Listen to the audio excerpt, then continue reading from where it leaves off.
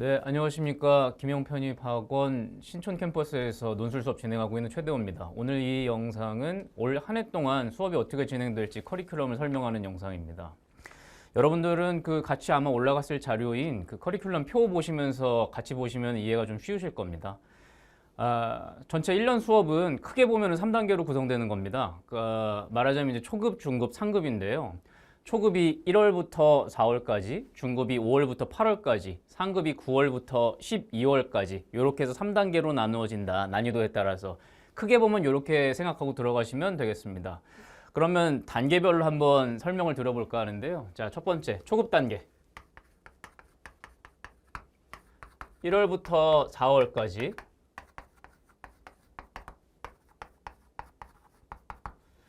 자, 맨 처음에 이제 수업을 들으셔야 되니까요. 물론 이제 작년에 한번 보셨던 분들이 다시 보러 오시는 분들도 있고 아니면 애당초 글쓰기에 익숙하신 분들도 있지만 대부분은 이제 대입 논술 때에도 논술을 해본 적이 없으시거나 아니면 학사파님 같은 경우에는 오래전에 이제 글쓰기를 해보셨거나 아니면 안 해보셨거나 이런 분들까지 다 감안해서 짜놓은 수업이거든요. 그래서 1, 2월하고 3, 4월에는 기본적으로 여기서부터 시작합니다. 오늘 이 영상처럼 대입 논술이란 무엇인지에 대해서, 편입 논술이란 무엇인지에 대해서 큰 그림부터 한번 그려보고 들어가는 겁니다. 시험을 통해서 보고자 하는 능력이 있을 겁니다. 이게 시험이잖아요. 그러니까 여러분들도 자영업을 하시거나 아니면 본인이 유튜브 채널을 운영하시거나 할 때 같이 일할 사람을 뽑는다라고 할 때에는 시험의 형태를 본인이 고민을 하게 될 겁니다. 뭐 예를 들면 나하고 얼마나 술을 잘 먹을 건가 아니면 뭐 춤을 얼마나 잘 추나 이런 거로 사람을 뽑지 않을 거 아니에요. 내가 보고자 하는 핵심적인 능력이 있을 거고 그 능력을 가장 효율적으로 볼 수 있는 시험의 형태를 고민해 보게 되겠죠. 편입 논술도 마찬가지고 대입 논술도 마찬가지고 논술 시험은 이미 한국에 정착된 지가 30년이 넘었습니다. 그래서 학생들에게 이 시험을 보는 학생들에게 핵심적으로 보고 싶은 능력과 그 능력을 가장 잘 테스트할 수 있는 시험의 유형은 이미 고정되어 있습니다. 이런 것들을 미리 한번 살펴보는 겁니다. 그냥 매일같이 푸는 것보다는 왜 이 유형을 보고 있는 거고 이 유형을 통해서 내가 보여줘야 될 능력, 그들이 보고 나서 만족할 만한 능력은 무엇인가에 대해서 일단 큰 그림을 한번 그려보는 거고 그 개개의 유형들에 대해서 우리는 구체적으로 어떻게 대응해야 될 것인가 이 전략을 한번 살펴보는 겁니다. 그래서 1, 2월에 이미 이제 그 유형들을 전부 설명을 해드릴 건데 이게 2달 만에 되나요? 8번 수업인데 됩니다. 왜냐하면 아까도 말씀드렸다시피 가장 효율적인 문제 유형은 이미 결정되어 있거든요. 크게 3가지입니다. 요약형, 비교형, 평가형 요 3가지라고 할 수 있겠습니다. 요 요약형 같은 경우가 고려대학교 1번, 비교형 같은 경우가 연대 인문계, 평가형 같은 경우가 연대 사회계하고 고려대 2번 문제입니다. 그 두 학교만 그러나요? 그렇지 않습니다. 지금 이제 대입 논술에서도 마찬가지로 여러분들이 서울 내에서 논술로 갈 수 있는 학교가 한 20개 좀 넘어가는데 대부분의 학교들이 다 요 안에서 돌고 돕니다. 이 유형 바깥에 있는 문제를 내는 학교들은 굉장히 소수고 별로 좋은 논술 문제를 내고 있다고 말할 수가 없는 학교들이에요. 자, 여기 하나하나에도 다, 자, 이 3가지 유형을 배웠다. 근데 아까 말씀드렸던 것처럼 여기에서 보고자 하는 능력이 있는 거다. 그러면 어떤 기준이 있길래 이걸 통해서 그 능력들을 볼 수 있게 되느냐. 예를 들면 1월과 2월에서는 거기서 가장 쉬운 요약 문제를 집중적으로 훈련해 보게 될 텐데 예를 들면 고려대학교 1번 문제 대체로 400자로 요약하시오, 500자로 요약하시오 이런 거 나와요. 재심은 길게 주고 요걸 400자나 500자로 요약하라는 문제가 나오는데 이게 도대체 하늘에서 떨어진 숫자냐 뭐냐 이거 의문이 생길 수가 있잖아요. 근데 여기에도 다 공식이 있는 겁니다. 전체 내용 긴 내용들을 압축해가지고 나한테 가지고 오되 그 가운데 왜 굳이 이 분량이어야 되느냐.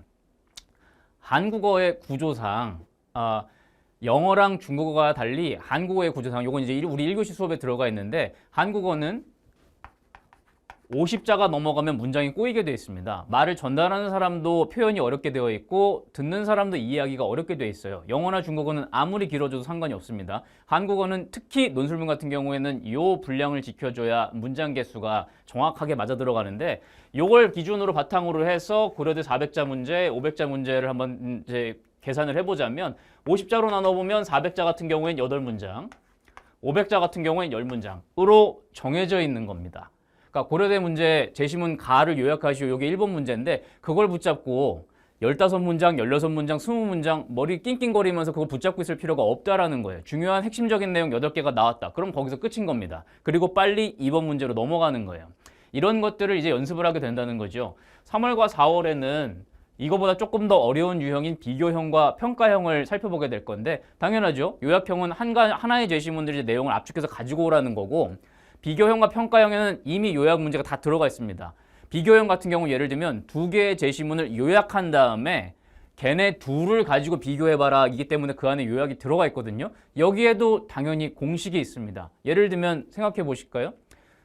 서장훈은 2m 7cm고 김희철은 와우를 좋아해. 게임 와우를 좋아해. 비교해요? 여러분들 공부를 안 해보셨더라도 지금 들으시기에 그거는 개별적인 특성의 나열이지 비교라고 말할 수는 없지 라는 생각이 드실 겁니다. 이게 비교 문제를 풀 때 공식 중에 하나인 변별적 자질을 뽑아내라. 우리 수업 들어보면 1년 동안 제가 계속 반복하게 될 내용인데 비교란 무엇인가? 동일한 기준을 적용했을 때 그 기준에 해당되는 것들이 반드시 있어야 되고 그 기준을 적용한 결과에 있어서 차이가 있어야 되는 겁니다. 예를 들면 괜히 말로 하니까 어렵지만 예를 들면 이런 겁니다. 서장훈은 207cm고 김희철은 178cm다. 이렇게 하면 내가 내 입으로 기준을 말하지 않았어도 듣는 여러분 가운데 키라는 동일한 기준에 의해서 적절하게 비교를 했구나 라는 걸 아실 수가 있을 거예요. 물론 논술 제시문이 키를 기준으로 이제 제시문 가나를 비교시키진 않죠. 근데 여기에서 쓸 수 있는 기준이라는 게 대체로 12개에서 13개 안짝입니다. 이런 기준들을 집중적으로 훈련하고 이 비교 답안의 내용을 가장 효과적으로 전달할 수 있는 답안의 구조를 공부해 보게 된다. 비교형. 그리고 나면 이제 그 다음으로 평가형 살펴보게 된다. 평가형도 마찬가지로 공식이 있다. 1교시 때, 2교시 때 집요하게 설명할 겁니다. 평가형 한번 들어보실까요? 그러면 예를 들면 제가 김팅팅 별로야 라고 말하면 김으로 시작하고 3글자니까 뭔가 이름 같긴 한데 한국 사람 이름 같지는 않고 저게 뭘까? 그리고 평가 같긴 한데 기준이 뭘까 하고 의아할 거예요. 그러니까 저 아저씨가 자기 기분을 뭔가 표현한 건 알겠어. 근데 무슨 얘기인지 아무것도 모르겠어. 이러면 좋은 평가라고 말할 수가 없죠. 예를 들면 김팅팅이란 여러분 또래가 아니라 제 나이 또래가 좋아하는 새로 나온 트로트 가수입니다. 이해되시죠? 그 다음에 저는 트로트 가수를 평가할 때는 예능에 나와서 얼마나 웃기는지를 기준으로 평가를 하는데요. 이상한 기준이지만 합리적으로 전달됐습니다. 김팅팅은 놀면 뭐하니 나와서도 전혀 쫄지 않고 예능 엄청 잘해요. 따라서 김팅팅은 좋은 트로트 가수입니다. 라고 하면 공감하기는 어려워도 이해하긴 쉬우시죠. 이래서 평가형 문제 같은 경우는 답안엔 반드시 들어가야 될 내용이 대상 요약돼야 되고 대상을 평가하는 기준이 요약돼야 되고 이 기준을 대상에게 적절하게 적용해야 됩니다. 요 세 파트가 반드시 들어가야 된다. 요 문단 구성 같은 것들을 훈련해보는 시간입니다. 이렇게 해서 초급 단계가 끝나고 나면 자, 5월부터 8월까지가 중급 단계죠. 5, 6월 있고 7, 8월 있는데 여러분들 이제 그 표에도 나와 있죠. 이때는 이제 기출 문제들을 바탕으로 풀어보게 되는 겁니다. 앞에는 그때 수준과 난이도에 맞춰서 제가 논술 문제들을 배치를 해놓을 것이고 5월부터는 본격적으로 연고대 문제를 풀게 될 건데 연고대 문제 가운데 중급 단계에서 우리가 살펴보게 될 건 대입 논술 문제입니다. 왜냐하면 대입 논술과 편입 논술은 유형도 똑같고 출제자도 같습니다. 그리고 나오는 제시문의 성격도 비슷합니다. 최근에 연대 문제에 영어 제시문으로 나왔었던 제시문이 있었는데 이건 2020년에 연대 대입 논술에서 고스란히 한글 제시문으로 나왔던 제시문입니다. 심지어 같은 대학교에서 제시문을 이렇게 돌려막기를 하기도 해요. 꼭 살펴봐야 되는 것이고 기출문제니까요. 그 가운데 왜 굳이 그러면 대입 논술 기출문제를 먼저 살펴보는 겁니까? 왜냐하면 여러분들 가운데 관심 있는 분들이 알아보셨다면 아시겠지만 편입 논술은 문제도 게시해 주질 않습니다. 해설이고 답안이고는 말할 것도 없고 공식적으로 문제도 안 올려줘요. 학교 홈페이지 들어가면 편입 논술에 관한 정보가 아예 없습니다. 10월, 11월쯤에 올해 편입은 몇 명 뽑고 작년하고 뭐가 달라졌어? 라는 계획안 몇 페이지 올라오는 게 다예요. 한편 대입 논술은 기출문제 올라와 있고 해설 나와 있고 때로는 답안도 올라와 있습니다. 그리고 우리가 어떤 기준으로 이걸 출제했고 어떤 기준으로 첨삭했는지에 대한 보고서까지 매해 내게 돼 있어요. 그러니까 같은 출제진이 같은 문제 유형으로 동일한 주제나 아니면 동일한 제시문을 바탕으로 출제한 문제가 있는데 걔는 해설도 있고 출제자가 직접 작성해준 답안 채점 기준도 있어. 요걸 바탕으로 우리가 먼저 풀어보는 겁니다. 그래서 5월, 6월, 여기 안 써놨네. 5월, 6월, 7월, 8월 있는데 5월, 6월에 우리가 살펴볼 건 미리 말씀드립니다. 5월, 6월에 살펴볼 거는 예를 들면 연고대 같은 경우는 모의고사 기출문제입니다. 매해 논술문제 보기 전에 모의고사 문제들이 있는데 왜 굳이 모의고사부터 살펴보나요? 모의고사는 논란의 여지가 될 여지가 없기 때문에, 논란의 여지가 없기 때문에 해설하고 모범 답안같이 같이 게시해주는 경우가 많이 있었어요. 대입 기출문제 같은 경우는, 대입 논술 기출문제 같은 경우는 우리가 이런 답안은 모범 답안을 뽑았고 이 답안은 부족한 답안을 뽑았습니다 라고 만약에 게시한다고 생각해 보십시오. 그러면 당연히 나는 그 모범 답안에 비교해서 별로 못 쓴 것도 없는데 왜 쟤는 붙고 나는 떨어졌죠? 라고 하는 항의가 많이 있을 수 있잖아요. 그죠? 그러니까 모의고사에 한정해서 똑같은 출제자들, 똑같은 채점자들이 우리는 이런 기준으로 하는데 올해 응시한 애 중에 얘가 모범 답안이고 얘가 좀 부족한 답안이야 라고 충실하게 설명해 놓은 자료들이 지난 15년간 많이 쌓여 있습니다. 얘네들을 차근차근 살펴보면서 연대가 요구하는 답안의 형태, 그 안에 담겨 있어야 할 세계관 등등을 자세하게 살펴보고 5월, 6월에 걸쳐서 중급 단계의 첫 번째 파트인 5월, 6월에 이걸 살펴보고 나면 7, 8월에는 대입 논술 기출문제들을 살펴볼 겁니다. 여기서 말하자면 이제 심화 훈련하는 단계죠. 여기는 해설은 있지만 학교 측에서 제시해준 모범 답안은 없고 제가 직접 작성한 모범 답안들을 함께 함께 첨삭을 해보면서 지난 시간에 배웠었던 거, 이 중급 단계 초반에 배웠었던 연대, 고대의 채점 기준에 맞춰 보았을 때 이런 답안이 좋은 답안인 것 같다. 나는 지금 잘 쓰고 있는지 못 쓰는 것 같은지 스스로 첨삭해보는 과정도 갖고 이렇게 해서 중급 단계가 완성이 되게 될 겁니다. 그리고 요 중급 단계가 이제 5월부터 8월까지인데 이때 이제 7월에 자소서 수업이 시작될 겁니다. 자소서는 연세대학교 같은 경우는 1차를 붙고 나면 그때 자소서를 다시 제출하는 형태이기 때문에 이때 반드시 작성해야 되는 건 고려대거든요. 고려대는 접수할 때 애당초 자소서를 같이 써서 제출을 해야 되는데 작년부터 이 자소서가 좀 줄었습니다. 부담이 많이 줄었어요. 원래는 5개, 1000자짜리 5개 문제였는데 작년부터 1000자짜리 3개 문제로 줄었고 그 가운데 2개가 빠진 문항이 예전에 자기의 가치관이라든지 좀 더 주관적이고 철학적인 깊이가 필요한 것들이 있었는데 그런 게 상대적으로 빠지고 들어와서 뭐 공부할 거니? 앞으로 진로가 어떻게 되니? 라고 하는 상대적으로 객관적인 내용이 들어갈 것들로 위주로 구성이 되어 있기 때문에 큰 부담이 없을 겁니다. 자, 이렇게 해서 여름 시기가 지나고 나면 5, 6월, 7, 8일 지나고 나면 9월부터 12월까지는 최종 파이널입니다. 9월부터 12월까지는 편입 논술 기출 문제들을 풀어볼 건데 이때 가시면 알게 될 겁니다. 왜 대입 논술 문제를 먼저 풀고 편입 논술로 왔는지. 똑같거든요. 해설과 답안만이 없을 뿐이지 똑같은 문제들이 출제되었었거든. 자, 이제부터는 우리가 그때 배웠었던 해설과 답안을 통해서 익혔었던 이 답안을 작성하는 기준을 가지고 편입 기출 문제들을 풀어보면 됩니다. 상대적으로 9월과 10월에 조금 난이도가 낮은 문제들, 11월과 12월 시험을 앞두고는 상대적으로 난이도가 조금 높았던 문제들을 배치해 두었습니다. 그리고 맨 마지막에는 제가 직접 작성한 예제들을 풀어보면서 지금까지 배웠었던 글쓰기 공식, 그리고 쭉 이어져 왔었던 교양 강의의 내용들 다시 한번 살펴볼 겁니다. 교양 강의의 내용이 무슨 얘기냐? 자, 이제 여러분들은 그 커리큘럼에서 교재 파트로 넘어가 보시면 되는데 이 교재가 이제 수업하고 밀착해 가지고서는 제가 구성해 놓은 거기 때문에 수업의 진행 순서, 3시간 동안 수업 진행되는 순서와 이 교재의 순서가 동일합니다. 교재 첫 번째 파트가 교양 강의인데요.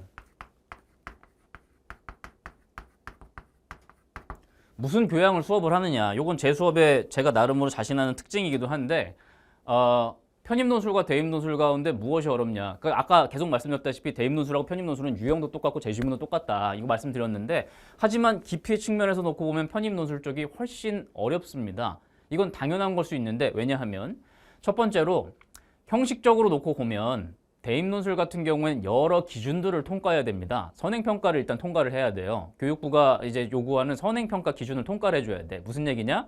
고등학교 3학년 동안 사회교과서라든지 아니면 생활과 윤리교과서에서 이미 배운 내용이어야 할 것. 제시문들도 웬만하면 국어교과서에 있는 문학작품일 것. 그러니까 출제되는 페이지 수는 다를 수 있어도 기본적으로 교과서에 소개된 소설의 내용일 것. 뭐 이런 여러 가지 기준들을 통과해야만 해요. 그리고 그 보고서를 빡빡하게 만들어서 게시까지 해야 됩니다. 그리고 애들이 또 잘 못 풀지. 고등학생들이니까. 왜냐하면 문제 출제하는 사람들은 대학 교수들이지만 얘네들이 고등학교에서 배웠던 내용을 위주로 문제를 출제해줘야지 대학교 내용을 위주로 출제할 수는 없는 거거든. 그죠? 그런데 편입 논술은 아까도 말씀드렸다시피 그런 보고서 등을 만들어야 되는 기준이 필요가 없어요. 그냥 출제하고 싶은 거 출제하면 됩니다. 일단 형식적으로 자유롭고요. 출제자 입장에서 보면 아무거나 출제해도 돼요. 플러스 대입 논술 같은 경우는 지금 들어와서 대학 공부를 시작할 고등학생 애들한테 내는 건데, 편입 논술 같은 경우는 다른 대학교 출신인데도 불구하고 우리 학교에서 1학년, 2학년 동안 우리 학교 인문학부, 사회학부에서 교수들과 같이 공부한 학생들과 동일한 수준이어야 한다라는 기준 하에서 출제되는 거기 때문에 그래요. 그러니까 우리가 가르쳤었던 1학년, 2학년 전공 수업의 내용 정도는 내도 되는 거지, 오히려 당연히 알아야 되는 거지 라는 걸 전제로 출제되는 경우가 많습니다. 그래서 이 교양 강의 수업을 하는 겁니다. 실제로 문제 풀 때 연고대 문제는 문제도 굉장히 어렵고, 그래서 제시문들을 독해하고, 특히 연대 같은 경우 영어 제시문이 있으니까 이런 것들 대응하느라고 현장에서 문제 푸는 데만 해도 시간이 빡빡해요. 개요 쓰고 답안 작성하는데 시간이 빡빡하거든. 제시문에 나와 있는 내용 정도는 미리 알고 가자라는 게 이 수업의 목표입니다. 그렇다면 우리가 온 세계의 교양을 다 알고 가야 되느냐? 그렇지 않습니다.